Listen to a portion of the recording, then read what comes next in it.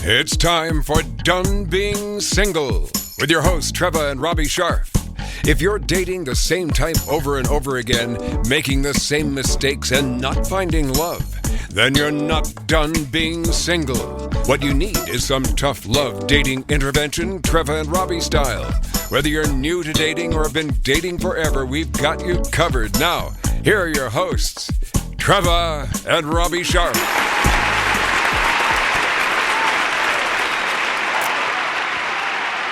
Hello. Hello. Welcome to Done Being Single headquarters. Yes. Mission Right Control. here, Beverly Hills, Command California. Center. Yes. Undisclosed location. Shh. You said Beverly Hills. Oh, well, too late. Now they know. Oh, that narrows it down. The powerhouse, the epicenter of relationship podcast glory. Done Being Single world. Yeah. Nice to see you. Nice to be seen. Nice to see you too. Not in a hospital. Well, yes. Okay. So, for those that don't know, I had a little minor brain surgery. 8 weeks ago yesterday, and I am, about 90% recovered. Well, what'd you do? I did nothing. Well, what'd they do? They removed a little tumor from my pituitary gland, which is always a lovely thing to have done. But I was having some hormonal issues.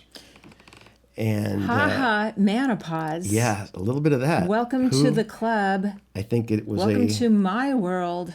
Hormonal. Yeah. Right. What do they call that when it was like a contact high from you or something? By association. Right. Something about that. So, but I am about, I would say 90% there. I actually have my taste and smell. Great. Sense of smell. So you didn't lose your taste for me. No. So you have to start taking showers again. Because, yes. That's how that works. That's not even a joke, you guys. It actually is. She was testing me the past few weeks. I went like this. With her pits, and I would go, nope, can't smell it. And she goes, yay! So it's been a wonderful 2 months for my wife. I didn't shower for 2 months. And I didn't know it. I know it now. Oh, well. All right. Those were the good old days. How have you been? When I could smell. I mean, when I could smell and you couldn't smell. I'm good. Okay. I'm good. I was happy to look over you after you.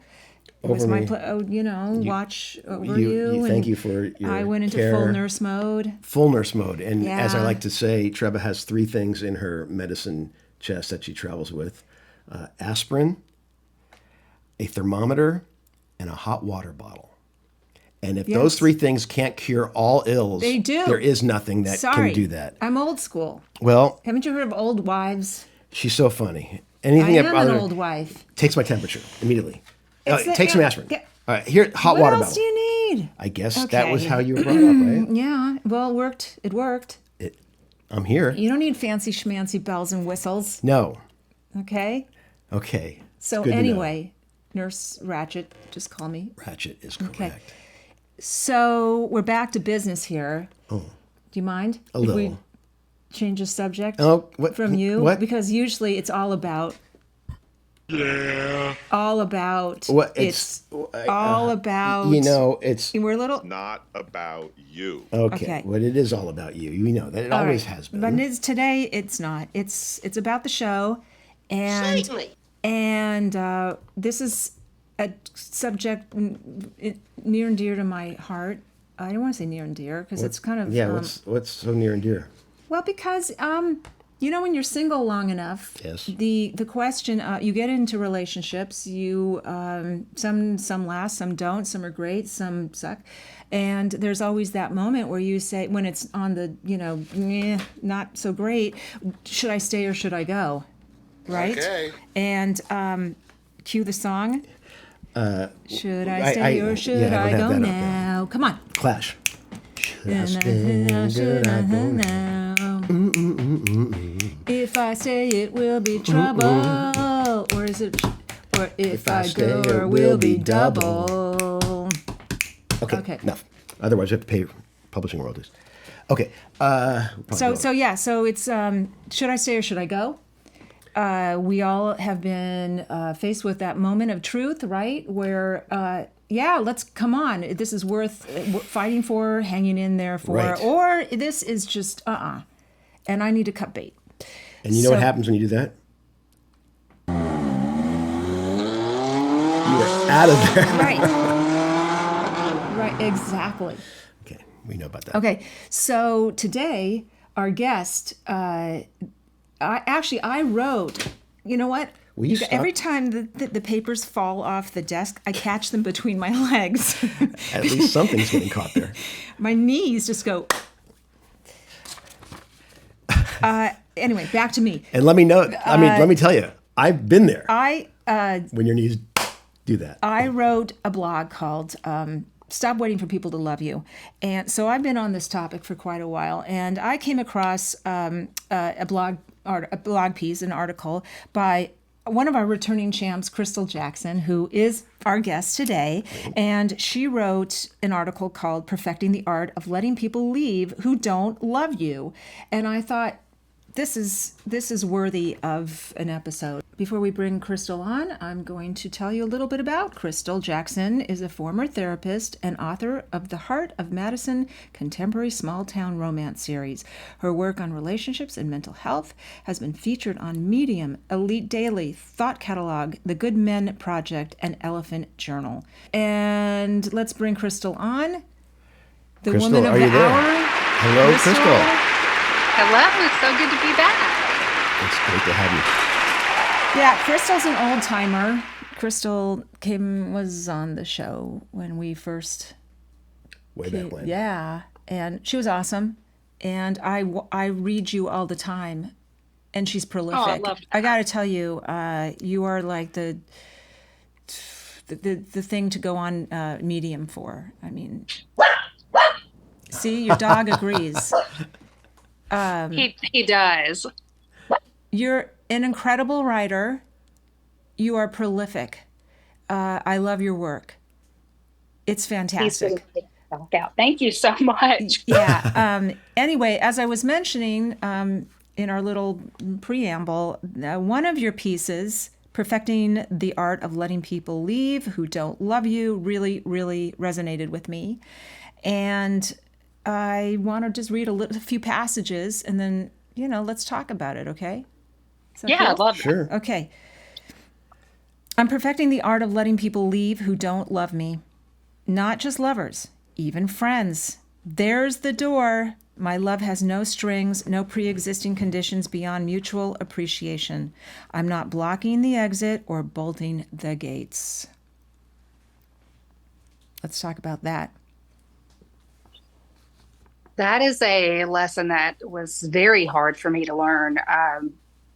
I did not have great boundaries, so I would keep letting people in long after a relationship had run its course, and that could have been a friendship or a romantic relationship or even a family connection. And it took me too long, and some could argue, to finally learn the lesson that when you're not getting the respect and the kindness and the treatment that you deserve, there are times that you can just love someone better from afar and take yourself out of the relationship equation. And sometimes relationships have just really run their course.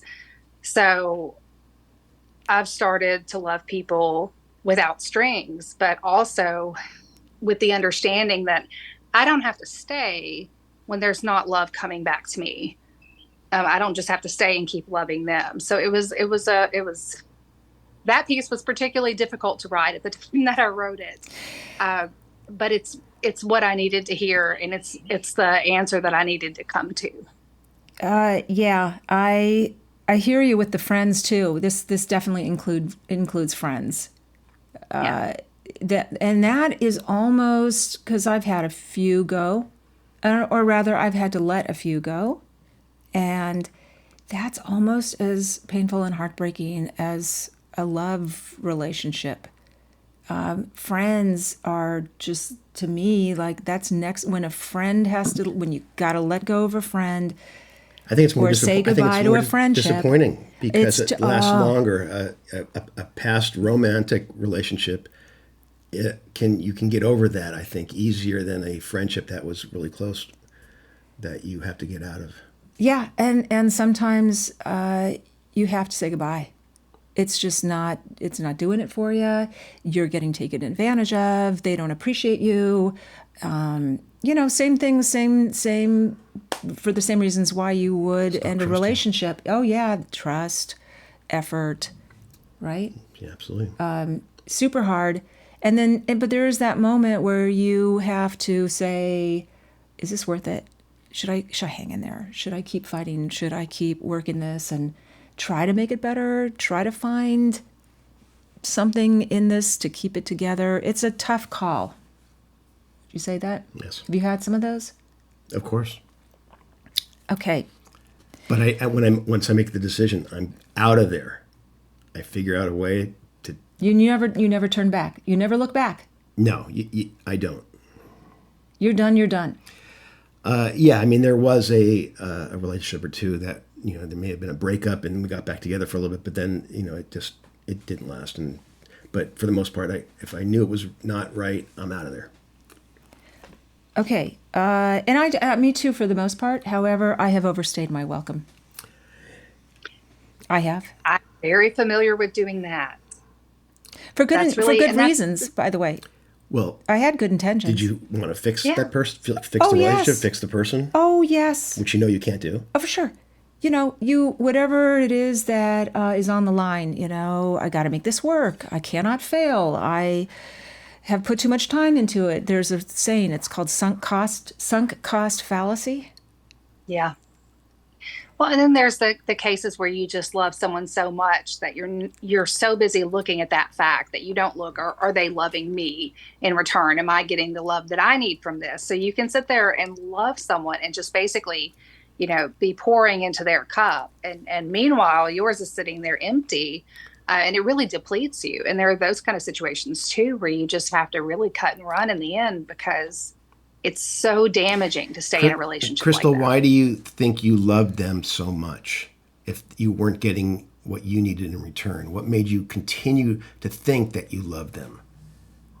Were you overlooking things? I think that my love was unconditional from the beginning. It's not easy for me to fall in love. So when I did, it was all of the parts of him. It was the good things and the bad things and the flaws, and it was all of it. And I have a way of seeing who people are and just really seeing them, even maybe the ugly parts that they try to hide.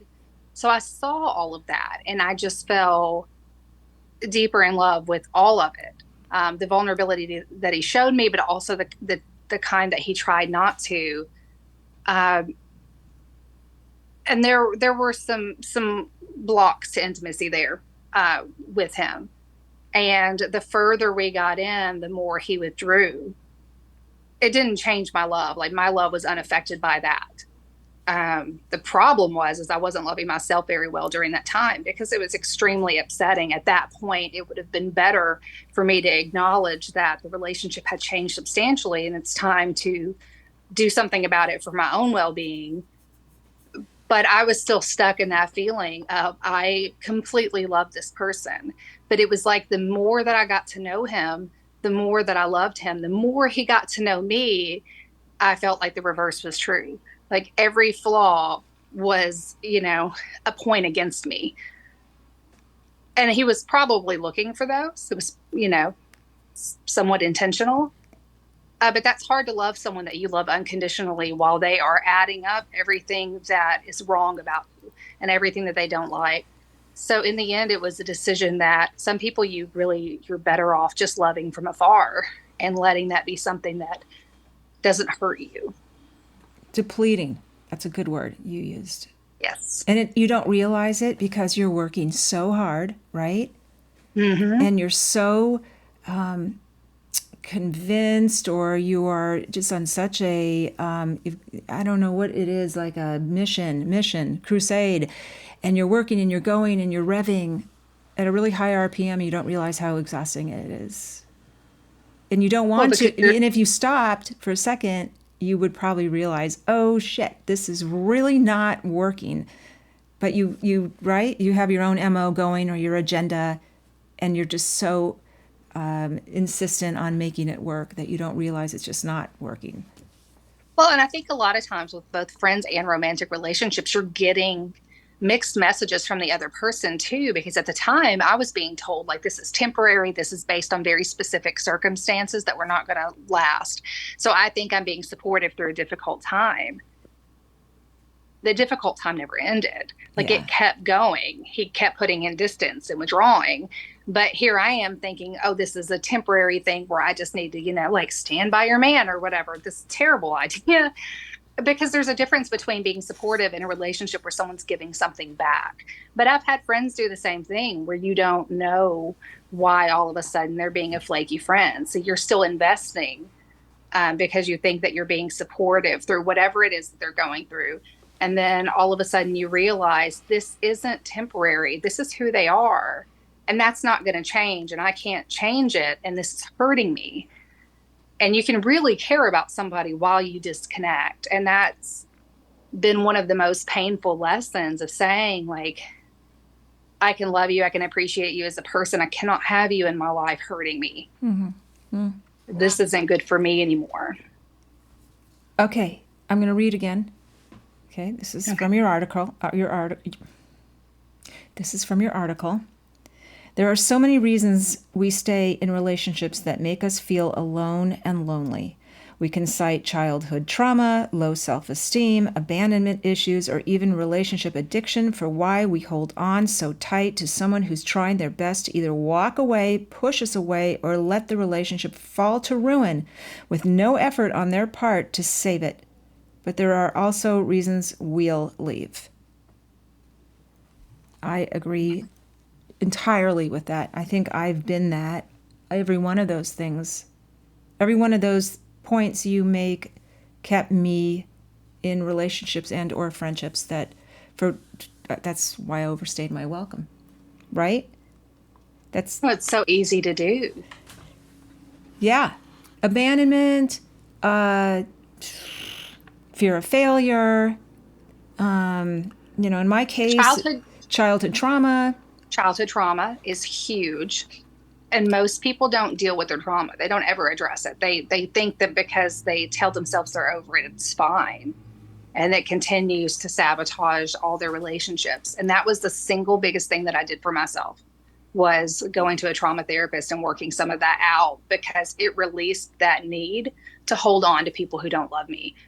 I was trying to get needs met from when I was a child, things that I needed that I didn't get. You continue to try to source that your entire life. It doesn't just go away because you think you're over it.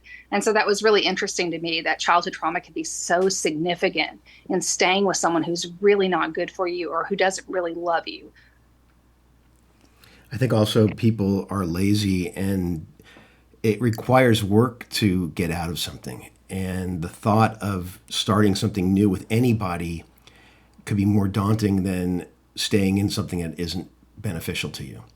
And so they stay for that reason and hope that it might get better, but it usually doesn't. And they eventually do have to make that break. But early on, when those signs show themselves, they don't make that move at that time. Did you ever have a relationship where you believed in it, you loved the person enough but you felt it wasn't working, in your heart you knew it wasn't gonna, and yet you don't look at me. Darn, she read my mind so well. Did you ever have one of those where you hung in longer? Did you overstay your welcome? Did you, when you kind of knew, but you loved her and you just felt I don't think I did. I think that when I realized it was not for me, I had to have a plan to get out quickly. And when you did get out, what did they do? Beg, cry? Fought, understood, agreed, and let me out. Okay. I only dated a couple of psychos that didn't agree with that.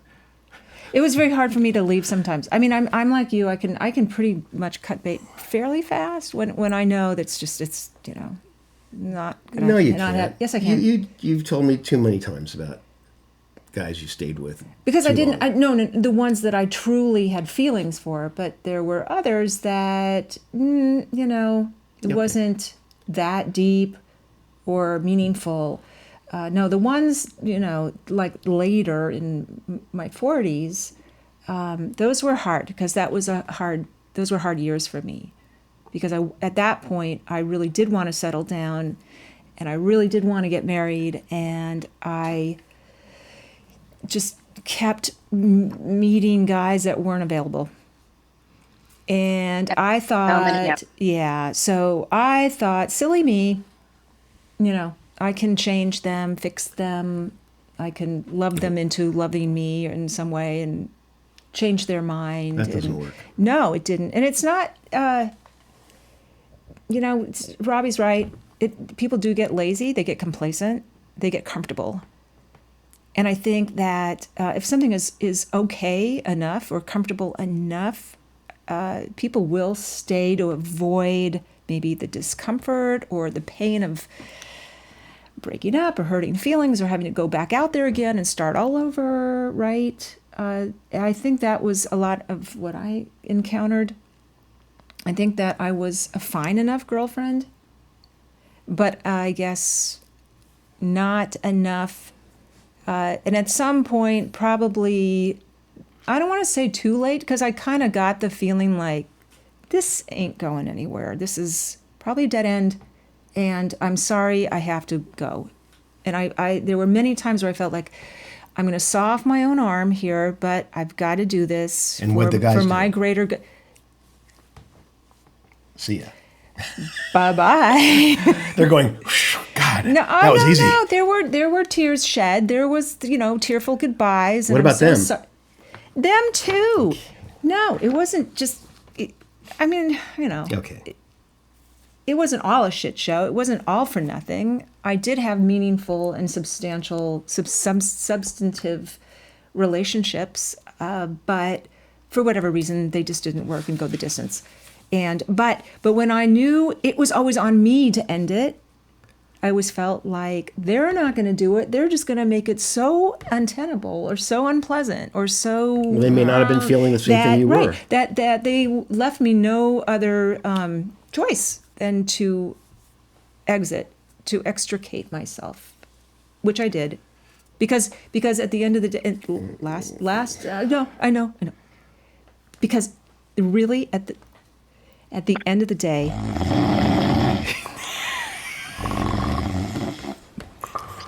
Jesus Christ. Go ahead, I'm sorry. I'm making a very important point. Okay. It just takes me a while to get there. Nip it in the bud. I'm trying. At the end of the day, Crystal and viewers and listeners, all 6 of you. It is all about honoring your highest good. Okay? Bottom line, full stop. Okay. Crystal, go ahead. Now, I've been in that too, where someone made it extremely difficult for you to stay. So then you have to be the one to end it, because then you have to be the bad guy and they get to be the victim of the cruel heartbreaker. And that's such an interesting thing to do when you realize you should just get out, for someone to make you leave so they don't have to be the one to do it is such a painful thing to experience. But I think it's painful no matter what side you're on, honestly. It is. You're right. It's not easy for either person. Okay. I'm going to continue. Aye. Okay. There's more? No, it's not it's not all about me here. No. Okay. I've come to understand that life is richer when we stop begging other people to love and appreciate us. When we let those people go, we can invest in the relationships that see our value. We can devote our energy to something other than trying desperately to figure out why someone we love couldn't love us. What say you, Crystal? There's so much energy that goes into trying to make a wrong fit right. Really trying to force that compatibility and trying to make your life goals line up and to make someone who's not really in it be as in it as you are. Like, that takes so much energy and it's exhausting.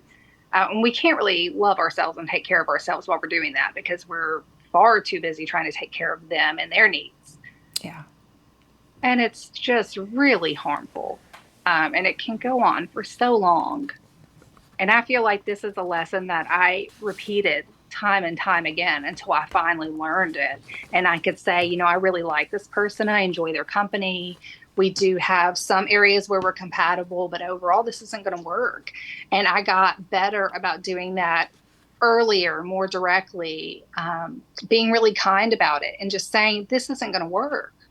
And it's not a thing that's personal, and it doesn't say anything about their character or mine. It's just, this is not a good match, because I've seen what happens when you just put all your energy and effort into the wrong person. You make yourself unavailable for the right person, first of all, because you're off the market. You're not really available. By the time you are available again, you have to recover from that relationship. Yes. So I don't want to say it's a waste of time. You learn a lot from it, but we're really meant to learn those lessons like the first time, not just keep repeating them in cycles with every relationship. Crystal, was there ever? Sorry, go ahead. Continue. Sorry. No, I think that's it. That if we learn the lessons the first time, the next relationship we learn new lessons. But if you're one of those people who have to learn everything the hard way, like myself, you repeat several relationships with the same patterns before it finally gets through your very thick skull that yeah, no, you're not alone. That there was something you needed to take from that. Yeah, Was I there, get it. You're preaching to the choir over here. I'm sorry. Was there ever a relationship that you tried to fix that got fixed, at least for a little bit? I think the one that I spent the most time and energy into, and that I had the most love for a while, I do think that it was healthy and helpful that I practiced confronting problems in a way I hadn't done in prior relationships. So I would say, I need to talk about this thing. This is how I feel about it. Sometimes he would get defensive and I could pull it back to like, I need you to hear me. I'm not attacking you. It really helped me learn to communicate better. It made him feel heard. So I think there were some really good skills learned in that relationship. And for a while, it seemed like we might get through it. If you just look at just the pure black and white facts, we had everything that it took to make a relationship work, except his willingness to do the things that he would need to do to make it happen. And I couldn't do it by myself. But I do think that for a while, putting in that effort, it did make the relationship healthier. It just couldn't sustain it in the long term. I think with the right partner, if they are just going through something temporary, or, it is a situation where they are invested enough in the relationship, even if they don't seem like it, that they're willing to step up, I think that it can happen.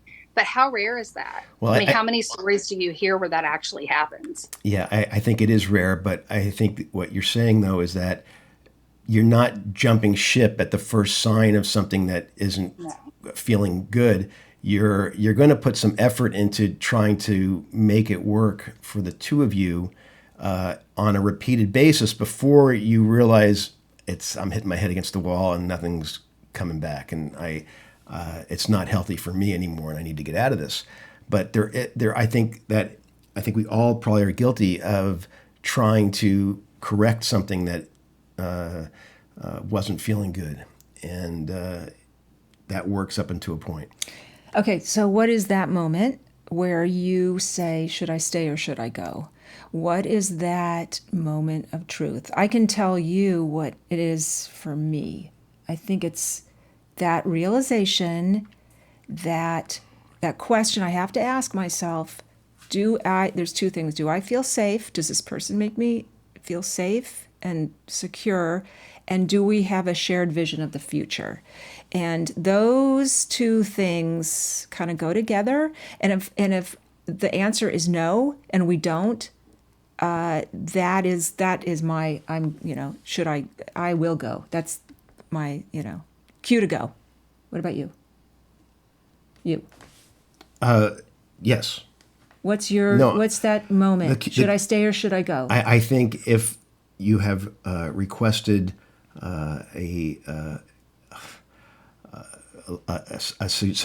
suggested a change in a behavior or the way you guys are communicating, So it's more inclusive, or just it makes more sense for both of you, or more loving, and it's not happening. You're not seeing a result from that on a repeated basis.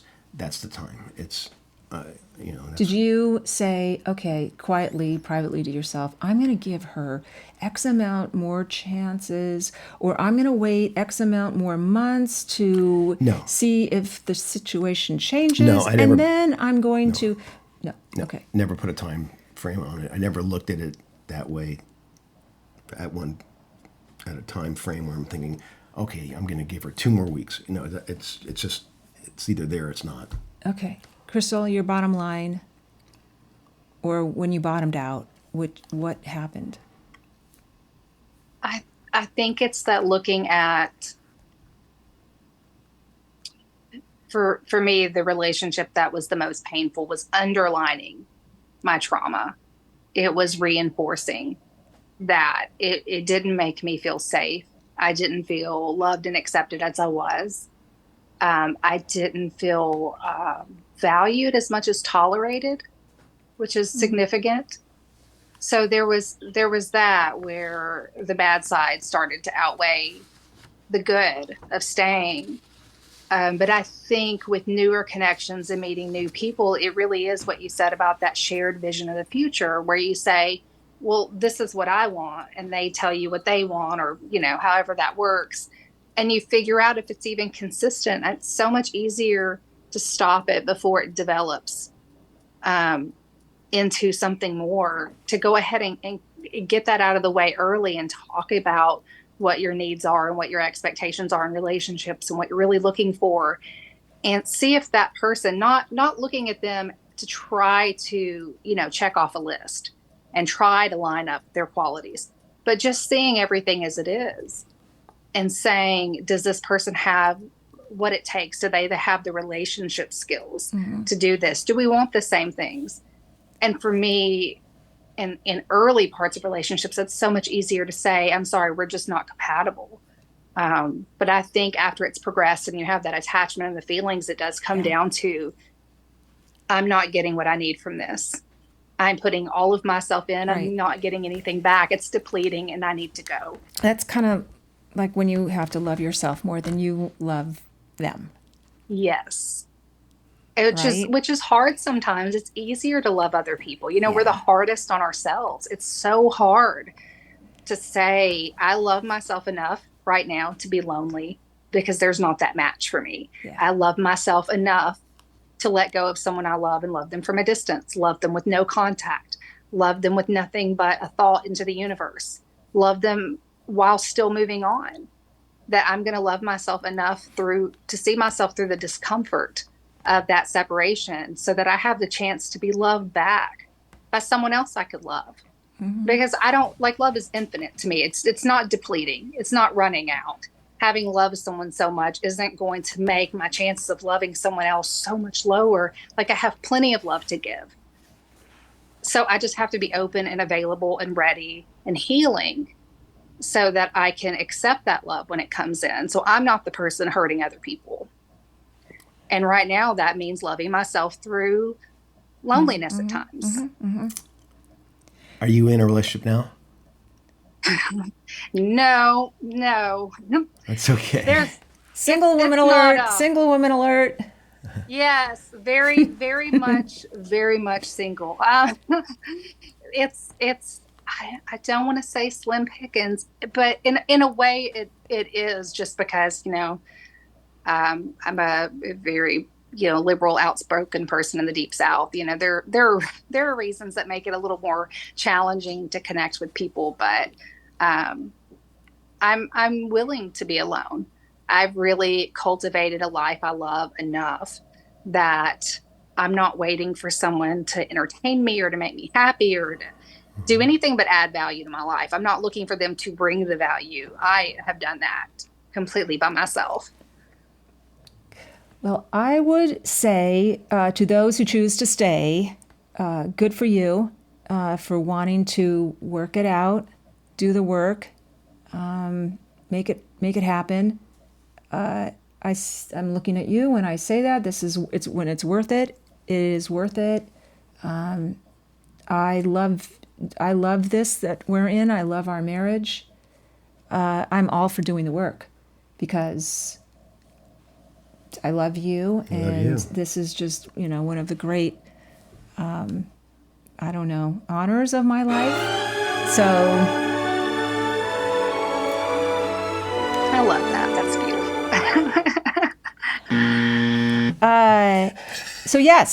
even things. Listen, it's not always perfect. Who doesn't, right? And we'll have issues, and we'll have our moments. And yes, it is work, but it's beautiful work. And for those who choose to go, right on. You gotta, like I said, honor your highest good, and I think there is, as what you were saying, there's freedom, there's empowerment, there's liberation, there's peace. You won't know it in the beginning, but eventually you'll realize that you've made the right decision. And I want to end this on a very high note here, because for those who do feel, I'm compelled to go, I'm not getting my needs met, this is not happening. This is the upside to going. Okay? And I'll start you off to leaving. I'll start you off. Crystal, we learn to love ourselves better. We really do, because when you're in a relationship and you're so focused on the other person, you are learning how to love them well. You're learning how to meet their needs. You're ignoring your own. When you start putting yourself first, you learn, what is it that I'm looking for right now? What is it that I need in this situation? What makes me feel good? Mm-hmm. What doesn't feel good? What are the supportive environments? Like right now, I don't think there is any environment in my life where I am around unsupportive people, because I don't allow that anymore. I don't tolerate that energy. Everyone that's in my life is someone who enjoys my company and I enjoy theirs. So I've developed stronger friendships out of it. But I got to know myself better from not investing all of my time and all of my energy into another person, because some of that should have always been going to myself, even with putting effort into a relationship. So it really does give you that opportunity to love yourself better. Okay. More benefits to leaving. We begin to develop a keen understanding of what truly supportive relationships should look like and how they should feel, right? Yeah. And I have seen so many couples since that last time that I did have to walk away. I've seen so many supportive, loving, healthy, functional relationships that I know that they exist. I see them all the time. I see where the people, they wake up every day committed to loving each other, even when it's hard, because a lot of the time it's hard. Yeah. But they're connected, they're a team. And to see that and to know that it exists. Yeah. I'm like, why have I been settling for so much less than that? So it's a beautiful thing to know that is out there. And it's not just out there, it's out there for all of us if we're willing to be a little lonely until that happens. Sure. Okay. More good news. We begin to shift our focus to enriching our own lives rather than waiting around hoping someone else will do it for us. Yeah, that's a huge one. With time freed up where you're not in a relationship and you're not spending all your time in anxiety about the relationship, you have time to do whatever it is you want to do. It's, jump out of an airplane, read 1,000 books, whatever thing is in your head that you've been wanting to do, but you never really have time for. Man, when you're not spending all of your hours just in a constant spiral of anxiety, all of a sudden you have the time and energy to do all of these beautiful things and make your life just really interesting and fun. Yes, to that. Also, we get to work on our issues and unpack our baggage, which, you never think you have to do, but boy, is it necessary work. And that's one of the, I'd say the sometimes the not so pleasant benefits of leaving, ending, breaking up is that, you get to really look at your own self and unpack your shit. I didn't really enjoy crying for 45 minutes a week in trauma therapy for an entire summer. But let me tell you, I would leave that office with such a weight off of my chest and free from things I didn't even know I'd been carrying through all my relationships. So as hard as that process was, the relief that I experience now is such a beautiful thing. I wish I could tell people that when they're spending 45 minutes like Yes. crying and trying to figure out how they're affording therapy, like hang on, because it's such a beautiful thing when you've unpacked those issues and then you're just ready to love people without all of that in the way. Yes. Finally, and this kind of speaks to as much about having faith and trusting than anything else. We accept that sometimes we can love people better when we let them leave, that to love them from afar is preferable to letting them stay and keep hurting us. That requires like some balls and guts to say, I'm out of here. I will care about you. I'll pray for you. I'll think about you, whatever, but I cannot be with you. This is not healthy for me. So that is like, am I going to be okay? Am I going to be okay if I do this? Yes, you will be okay. More than okay. You'll be okay. And there's something so beautiful about when you think of that person being able to just send all that love out, and just hope that in some way they feel it. And even if they don't, that to know that you're not hurting yourself in the process, Right. that you can still have love for all kinds of people that you realize are not healthy for you. Right. And right. that a beautiful, loving thing, it's a gift you're giving yourself in the process of saying, this is for you. I'm doing this for you. I can love them from here.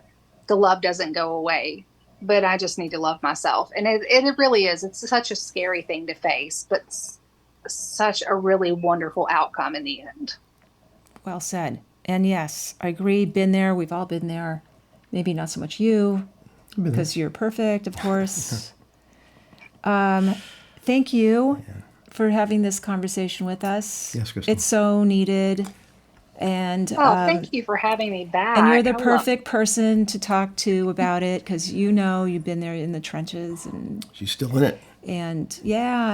hopefully someone will see your beautiful radiance and Everybody can contact see that. us and say, hey, who's that Well, let them who's that contact cute chick on your show the other day? Crystal. How can people Hook find me you? up. Oh, I'll tell you. No, you tell you. You tell yourself. I was going to read more. I'm on Facebook and Instagram at crystaljackson.writer. Those are my writing pages. And I'm on Medium, of course, under my name there. And always writing, had new things Yes, you coming are. out all the time. Oh my God, I've never seen anything like it. I am in awe. You are prolific. You not only do you write a lot, you're on it. You're so like I can't clap enough for those Medium articles. So I great. have to sit down and say, what do I need to hear? Sometimes I am writing the advice I badly need, and I try to do it from the perspective of, you'll have that friend who just gives it to you straight. And they don't care if it hurts your feelings. Like Yes. I do that to myself sometimes. Yes. Where I'm like, tough this love, is going to babe. be a little tough love. It's going to hurt you. Yes. But by the end of it, after I've written all of that out, I'm at the answer that I need. And I know that if I need it, someone else does too. So it's just, Great. I feel like Well, sometimes God like I'm bless. punching myself repeatedly in the face, but it's helpful because it's that hard truth that you need from the friend. And really we need to be better friends. Well, that's to how ourselves. you write like that. You write like a friend. You do. You're Aw, great. And I love I think you really do like provide a public service to single people. So do I, by the way. And shameless plug, Done Being Single, A Late Bloomer's Guide to Love. Don't block the Sorry. microphone. Done Being Single, A Late Bloomer's Guide to Love is my new book. And yes, it is filled with tough love and heartbreak and humor and tips and takeaways and And it's not just for story. No, chicks. no, It's it's guys and girls No, it's benefit for from it. everyone. yes, Yeah, it is. It is for everyone. So yeah, buy it, get it, and enjoy it, and keep watching us at Done Being Single. You can find us wherever you get your podcasts. You can find me at trevabrandonsharf.com, where you can get the book and learn more about me and my coaching services. I am tough love. I will kick your ass, but I will hold your hand. Okay? Great. Yes. I will kill you, but I will kill you softly. Okay. Something to look forward to. I love you Oh, I love you too, honey. most of all. I am in it to win it, babe. We're a good team. I just love you so much. Oh, Do you my mind goodness. it's a little gag worthy. I'm so sorry. Yeah, there's I'm the one a little gagging. PDA here, everybody. But you know what? We're talking about this topic is just, man, when you find good love, it is, let me tell you about it. It's safe. It's secure. You're on the same page. You have a shared vision of the future. Supportive. This is all the stuff we just talked about. And I hope everybody finds it. It's beautiful. It is beautiful. And I feel the same way, Lovey. Okay, everybody can now throw up. Okay, gag. Oh, okay. Let's say goodnight, Dick. Good night, Dick. You're too young to. That's from That's a Laugh-In All right. reference from Crystal, 1969. thanks, Crystal. Great seeing you again. Thank you. Nice to see you. I'm Shadow Stevens with my friends Trevor and Robbie. See you next week on Done Being Single.